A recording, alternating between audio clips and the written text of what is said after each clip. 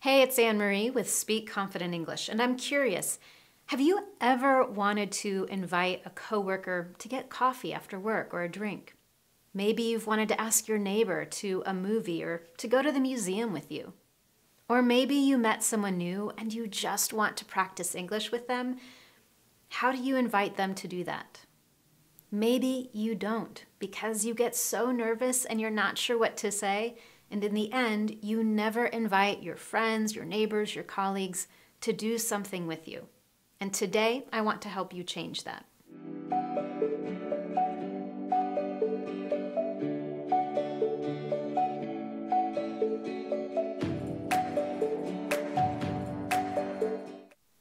In this lesson, I want to give you the language that you can use to invite someone to do something with you. Whether it's coming to your house for a dinner, celebrating a birthday party, or just going out for a coffee.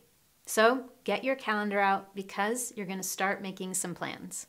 The good news about today is this lesson is super simple. I'm going to share with you the 2 ways that we do this in English and give you a ton of examples. The first one is simply asking a question. This is the most direct way to invite someone to do something. And it's best in informal situations, so people that you really know well or you know casually. This could be your neighbors, someone you've just met at your yoga studio, a parent that you volunteer with, or someone that you've gotten to know really well at work.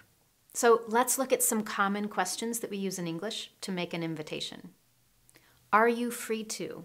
Are you free to get a coffee Saturday after our yoga class? Are you doing anything?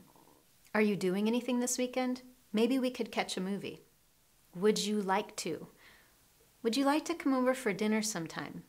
Do you wanna? Do you wanna go to a movie on Saturday? Now, let me pause there for a moment. Do you wanna? Have you ever heard that word before, wanna? In that example, I'm actually using connected speech. I'm connecting the sounds between the words want and to. Do you want to? But native speakers don't clearly say every word. It sounds robotic. Instead, we blend or connect the sounds between the words.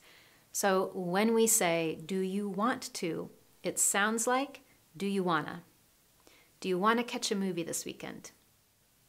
Now, before we move on to the second way that we invite someone to do something, if you want more examples of questions that we can use, go to the online lesson after you watch this video. Now, the second way to invite someone to do something with us is to let them know what we would like. This strategy is more personal, but it's also a little more formal. So it's a great one to use when you're just building a friendship or a relationship with someone. And here are some examples. I wanted to invite you to. I wanted to invite you to our holiday party next month. I was wondering if. I was wondering if you'd like to come to our house next week for dinner. I'd love it if you can come. Or I'd love it if you can join me. Next week, I'm having a big birthday party at my house. I'd love it if you can come. Now, once again, I've given you more examples in the online lesson, and I've included a sample dialogue of how we could put these different strategies together. But now it's your turn to practice. Before I give you the challenge questions, if you found this lesson useful to you, I would love to know, and there are 3 really great ways that you can tell me that. Number 1, be sure to give this video a thumbs up on YouTube and subscribe to this channel. Number 2, share it with friends and colleagues on Facebook. And finally, if you know someone who would love to know how to invite someone to do something in English, be sure to email them this lesson. Now, here are 2 situations where you can use these strategies to practice inviting someone to do something.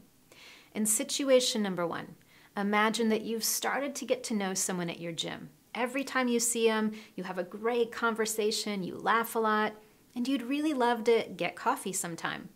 What could you say? Then in situation number 2, you have a colleague at work that you've gotten to know, and you'd love to invite your colleague and her family to your house for dinner. What could you say? As always, be sure to share your comments and your questions with me in the comments just below this video. It's a great way to get immediate practice, get feedback, and learn from others in the Confident English community. With that, thank you so much for joining me this week, and I look forward to seeing you next time for your confident English lesson.